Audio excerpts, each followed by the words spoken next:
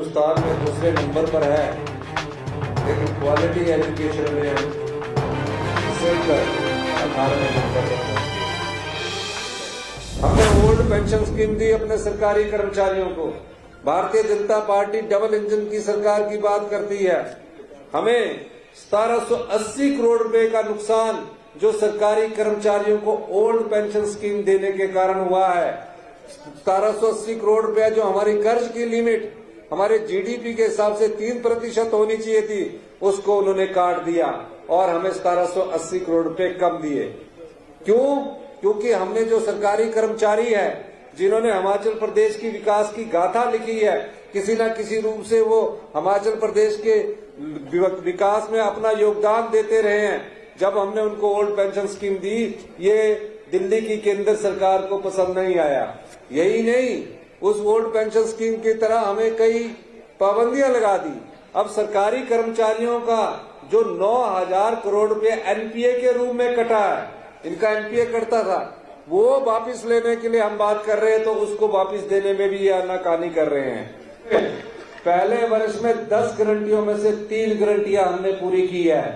अभी तो 1 साल हुआ है और 1 साल में जिस पोजीशन में आपने हिमाचल प्रदेश को छोड़ा है, मैं कल्पना में नहीं कर सकता कि लोग रूटीन की सरकार में आते हैं, मस्ती मार के चले जाते हैं कि 5 साल कट गए, अब हम तो एमएलए बन गए और दोबारा आएंगे।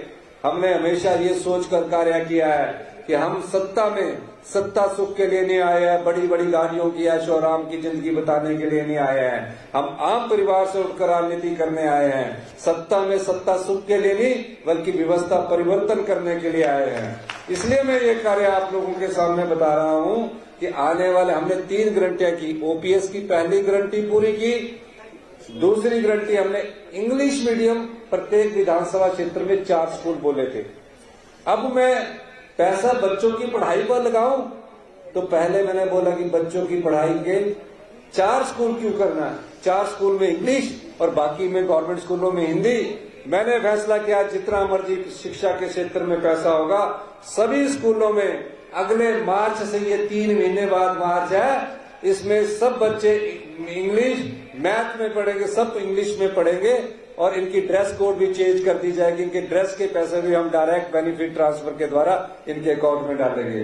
तीसरी, युवा लोग जो टैक्सी चला रहे हैं, हिमाचल के पर्यावरण, हिमाचल की भौगोलिक स्थिति को देखते हुए हमने उनको कहा कि आप इलेक्ट्रिकल टैक्सी में जाइए। और आज मुझे खुशी है, तकरीबन आज लास्ट डेट है, 1 हफ्ते के लिए और बढ़ाई गई है, 2 हफ्ते के लिए, तो 900 लोग अभी तक ई टैक्सी के लिए अप्लाई कर चुके हैं। ये पायलट प्रोजेक्ट है जिसमें हम युवाओं को 100 करोड़ की सब्सिडी देंगे। इसके बाद किसान से जुड़े हुए परिवार को एक विश्वास देना चाहता हूं, जो भी हमारा किसान है, अगर उसके पास पशु होगा, जगह होगी, उसके लिए हम एक योजना लेके आ रहे ताकि उसके घर द्वार तक हमारी सरकार की जो विकास की रोशनी है वो पहुंच सके। इस दृष्टि से भी हमारी सरकार कार्य कर रही है।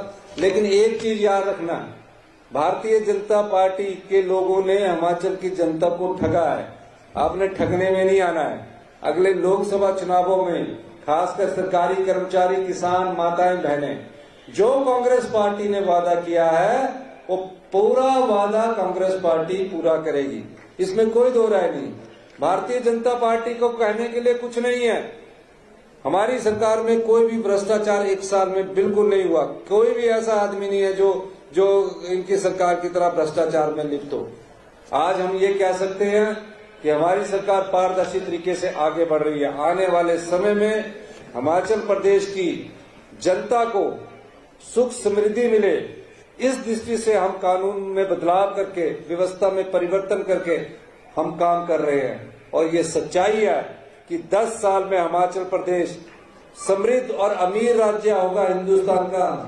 ये बात अपने दिल में रखना।